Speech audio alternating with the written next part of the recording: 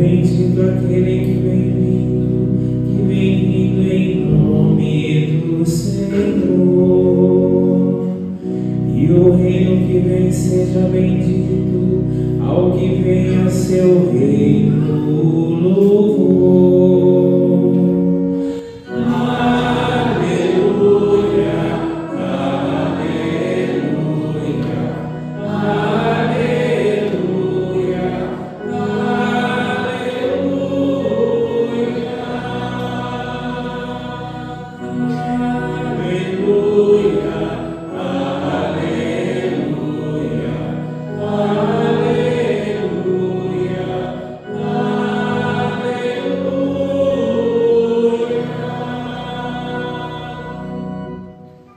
O Senhor esteja convosco. Ele está no meio de nós. Proclamação do Evangelho de Jesus Cristo segundo São Lucas. Glória a vós, Senhor. Naquele tempo, os chefes zombavam de Jesus, dizendo: a outros ele salvou, salve-se a si mesmo, se de fato é o Cristo de Deus, o escolhido. Os soldados também caçoavam dele, aproximavam-se, ofereciam-lhe vinagre e diziam: se és o rei dos judeus, salva-te a ti mesmo. Acima dele havia um letreiro: este é o rei dos judeus. Um dos malfeitores crucificados o insultava, dizendo: tu não és o Cristo? Salva-te a ti mesmo e a nós. Mas o outro repreendeu, dizendo: nem sequer temes a Deus, tu que sofres a mesma condenação? Para nós é justo, porque estamos recebendo o que merecemos, mas ele não fez nada de mal. E acrescentou: Jesus, lembra-te de mim quando entrares no teu reinado. Jesus lhe respondeu: em verdade eu te digo, ainda hoje estarás comigo no paraíso. Palavra da salvação. Glória a vós, Senhor.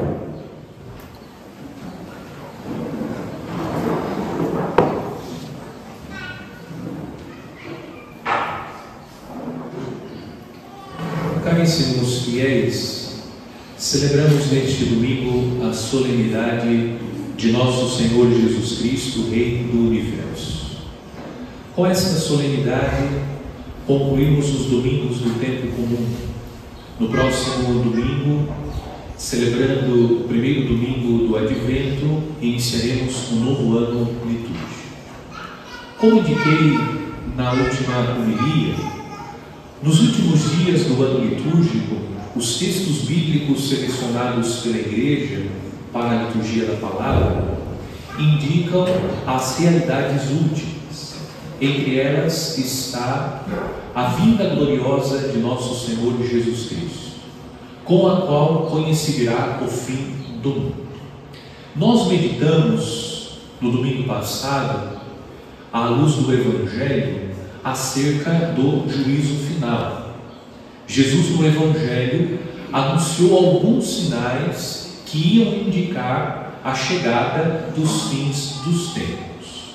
Jesus elencou no Evangelho a destruição do templo de Jerusalém, as pestes, as guerras, são sinais que indicam que nós estamos no fim dos tempos. Tudo isso nós contemplamos. O templo de Jerusalém, no ano 70 da era cristã, foi destruído. Nós estamos vivendo e acompanhando as guerras que estão em curso. Também passamos por uma peste, a Covid-19. São sinais que revelam que nós estamos no fim dos tempos.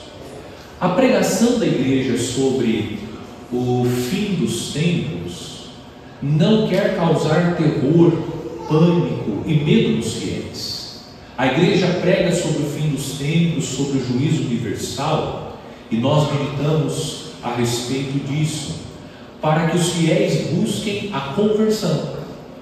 É necessário que nós tomemos consciência que estamos no fim dos tempos. Desconhecemos o dia e a hora que Cristo voltará.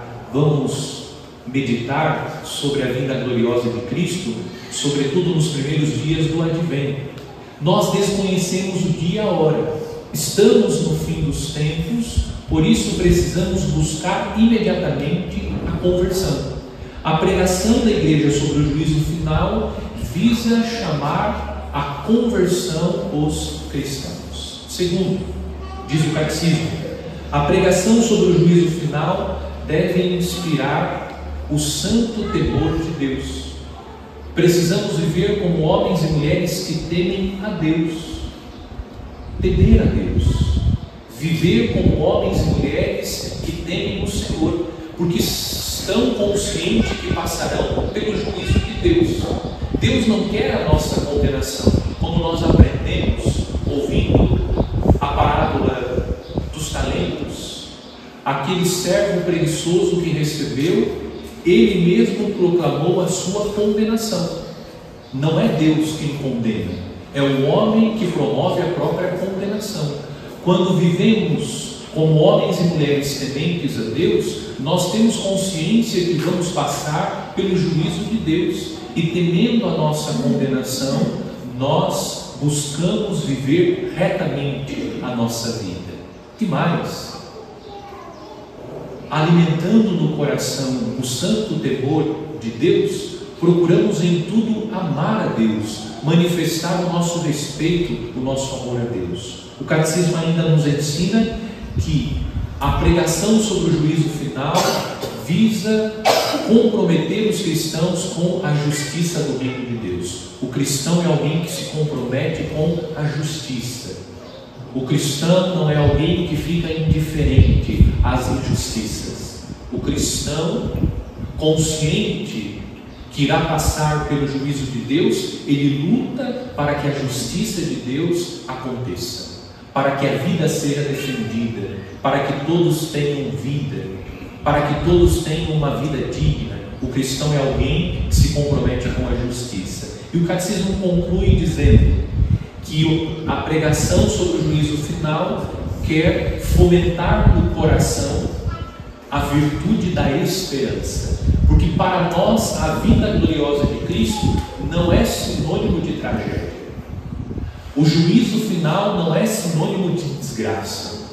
Para os homens e mulheres que temem a Deus, o juízo final, a vinda gloriosa de Cristo é motivo de alegria, porque todo o mal que hoje aflige a vida, o mal que está presente no mundo, será definitivamente vencido, porque o reino de Deus vai atingir a sua plenitude. Por isso, a pregação sobre o juízo final é motivo de esperança. Nós esperamos que o Senhor, o nosso Redentor e Salvador Jesus Cristo, venha para que o seu reino possa chegar à plenitude.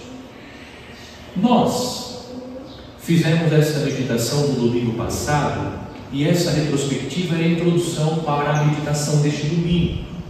Eu terminei falando sobre a esperança da plenitude do reino de Deus.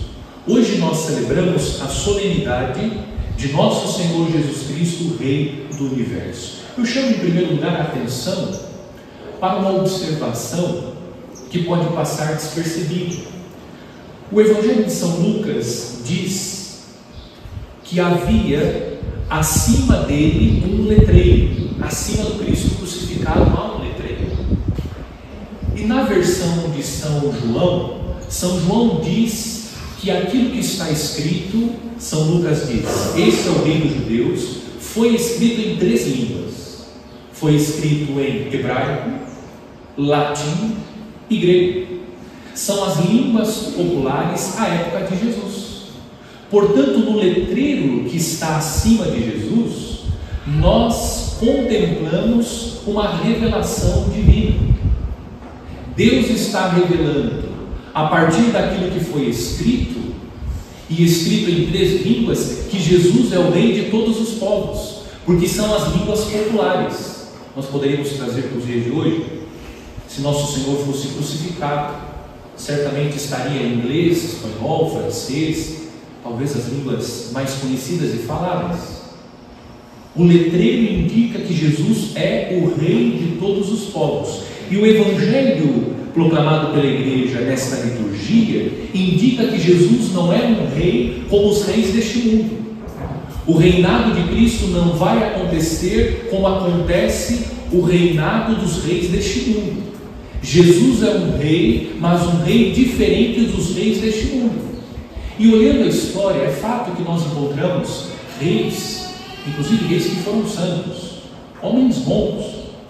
Mas também é verdade que nós encontramos reis que não foram bons, reis que foram verdadeiros carrascos.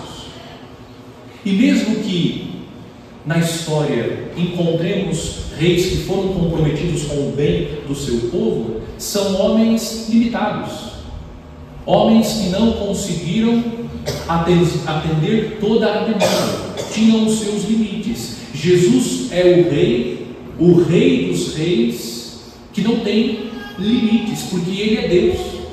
Ele consegue corresponder às necessidades do seu povo, às necessidades mais profundas da existência humana.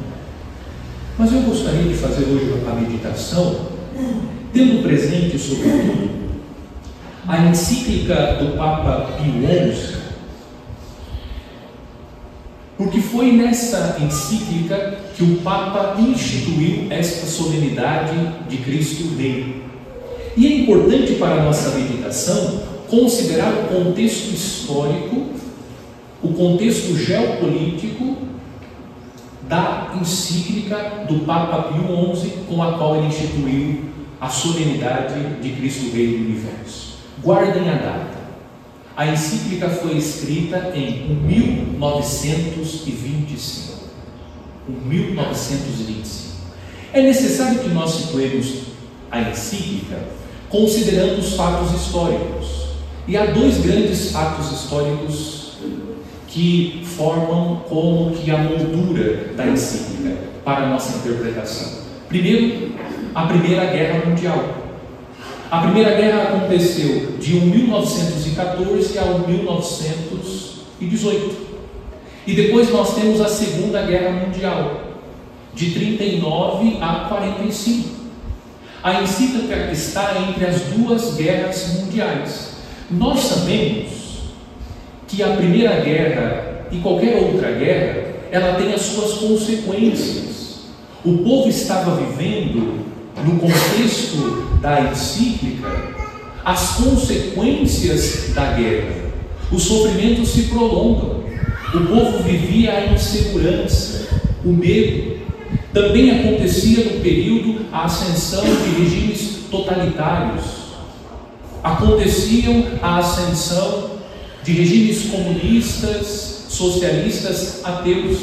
O povo vivia essa apreensão, esse medo, essa insegurança, essa instabilidade, fruto ruim, as consequências ruins das guerras, dos conflitos que naquele momento estavam acontecendo. O Papa escreve a encíclica como uma resposta para o homem, para que o homem compreenda que a consequência mais profunda de tudo aquilo que eles estão vivendo, ou melhor, a razão pela qual eles estão vivendo tudo aquilo, é porque o homem decidiu tirar Deus do centro. O homem decidiu colocar ele mesmo no centro. A sociedade está esquecendo de Deus. O homem está esquecendo de Deus. E quando o homem se afasta, se esquece de Deus, ele coloca a si mesmo no centro, e nós temos as consequências ruins de tudo isso. Portanto, o Papa está lembrando com a encíclica que Cristo precisa estar no centro. Nós precisamos reconhecer que Cristo é o Rei. Isso significa que nós devemos viver sob o reinado de Cristo, carregando conosco os ensinamentos de Cristo. O mundo poderá ser um mundo melhor quando Deus estiver no centro. As guerras deixarão de existir se nós colocarmos em prática os ensinamentos de Cristo, as orientações de Cristo. Esse é o contexto da encíclica. Agora eu gostaria de chamar a atenção, porque também nesse período o Papa escreve a encíclica como uma resposta ao laicismo. O que é o laicismo? É o movimento que visa tirar Deus do centro. Na história recente do nosso país, nós acompanhamos. Existia um movimento que pretendia tirar os sinais religiosos das repartições públicas. Isso é fruto do laicismo. É o movimento laicista que visa tirar. A questão não é o símbolo religioso. Tirar o símbolo religioso é um movimento para tirar Deus do centro. É um movimento que visa ignorar os valores cristãos. Nós acompanhamos isso na história recente do nosso país. E o Papa está lembrando, nós precisamos colocar Deus no centro, viver sob o reinado de Cristo. Não há movimento político, filosofia política capaz de resolver os problemas da humanidade. Mas se o homem abraça, acolhe verdadeiramente os valores de Cristo, o mundo é transformado. Quando o homem se compromete verdadeiramente a viver a sua vida segundo o reinado de Cristo. Para que essa transformação do mundo aconteça, o reinado de Cristo precisa acontecer primeiro em nós. Em nós.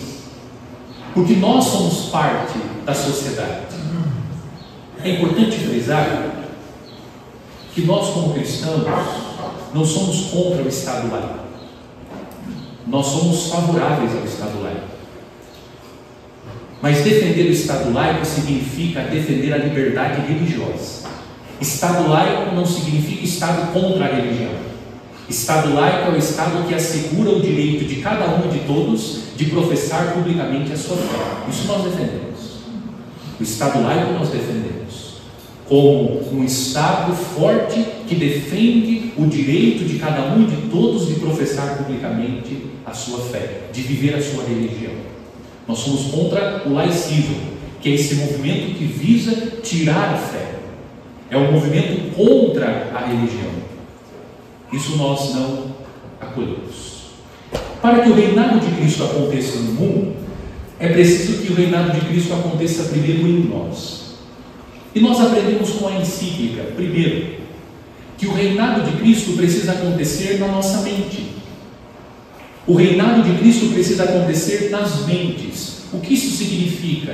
Que nós precisamos pensar como Cristo pensou.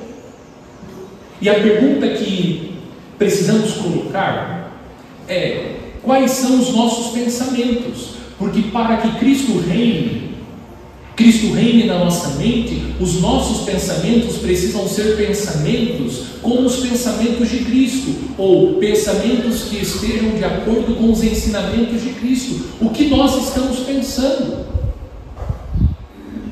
Pode ser que os nossos pensamentos estejam muito distantes daquilo que Jesus ensina. É fato que nós não temos o controle sobre os nossos pensamentos. Alguém aqui consegue programar o que vai pensar às 10h15? Não é possível. Nós não conseguimos programar os nossos pensamentos. Mas é verdade que os nossos pensamentos também estão associados a tudo aquilo que nós assistimos, as coisas que nós lemos, os sites que nós acessamos, as músicas que nós ouvimos, as conversas que nós estabelecemos. Tudo isso tem uma incidência sobre os nossos pensamentos. O que precisamos fazer? Nós não temos o controle sobre o que pensamos, mas nós podemos afastar os maus pensamentos. Precisamos lutar contra os maus pensamentos. Isso é necessário fazer. E nutrir boas coisas em nós, recorrendo a boas coisas, para que os nossos pensamentos sejam pensamentos bons. Cristo precisa reinar nos nossos pensamentos. O que você anda pensando? Santo Deus. Ainda bem que ninguém tem pensamento. O que nós estamos pensando? Cristo precisa reinar nos nossos pensamentos. Quando surge um mau pensamento, nós precisamos afastar esse mau pensamento, para que ele não prevaleça em nós, porque Cristo precisa reinar também na nossa mente. Aquilo que nós pensamos precisa estar de acordo com a vontade de Deus. Afaste prontamente esses maus pensamentos que estão assombrando a sua vida. Proclame o reinado de Cristo sobre a sua mente. Quantos estão sendo torturados pelos maus pensamentos? Proclame o reinado de Cristo sobre a sua mente e afaste prontamente esses maus pensamentos. Ter e nutrir os pensamentos de Deus. Pensar como Cristo pensou. Buscar cultivar os pensamentos de Cristo. Diz ainda que Cristo precisa reinar nas vontades. A vontade significa aquilo que nós desejamos. Nós somos seres de desejo. Desejar não é exclusivo da mulher grávida, é de todos nós. Nós desejamos, e desejamos muitas coisas que são boas e coisas que são ruins. É necessário que sobre a nossa vontade esteja Cristo, Rei do Universo. É preciso nutrir em nós e cultivar em nós as vontades que estão de acordo com a vontade de Deus.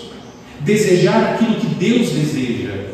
Os nossos desejos, aquilo que nós almejamos, aquilo que nós estamos buscando, está em sintonia com a vontade de Deus, com aquilo que Deus deseja para nós? Quais são os nossos desejos? O que você tem desejado? Eu insisto, nós somos seres de desejo. Nós desejamos. Mas o que nós estamos desejando? O que nós almejamos? Quais são as nossas vontades? Cristo reina nas nossas vontades? Aquilo que nós desejamos está em sintonia com o reinado de Cristo? Cristo também precisa reinar nos corações. O coração na Sagrada Escritura é a sede dos sentimentos. Talvez aqui seja um campo bastante espinhoso. Quantos estão com a vida sentimental profundamente bagunçada? Com a vida sentimental. O que você anda sentindo? O que nós estamos sentindo? Que espécie de sentimento nós estamos alimentando no coração? Sentimento de raiva, de mágoa? Quais são os sentimentos que nós estamos alimentando? Existem cristãos que estão profundamente atrapalhados na sua vida sentimental. A casa parece um hospício, um bando de louco.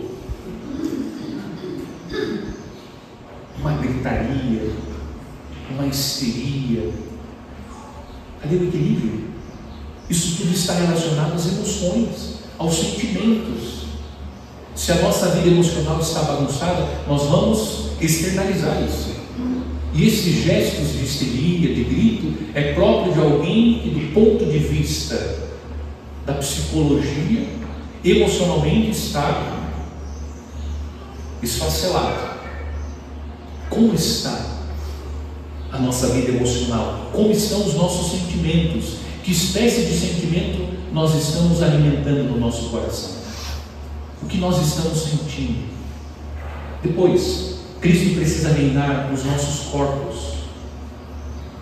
O reinado de Cristo sobre os nossos corpos significa que as nossas ações, aquilo que nós fazemos, precisa expressar que Cristo é o rei da nossa vida. Porque é com o corpo que nós agimos.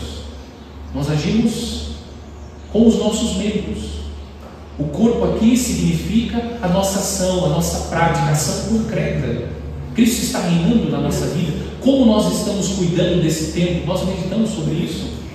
O corpo é um templo de Deus. Como nós estamos cuidando desse templo de Deus? Como nós estamos utilizando esse templo de Deus? O que nós estamos fazendo? Quais são os nossos gestos? Os nossos gestos revelam para o outro que Cristo é o Rei e Senhor da nossa vida?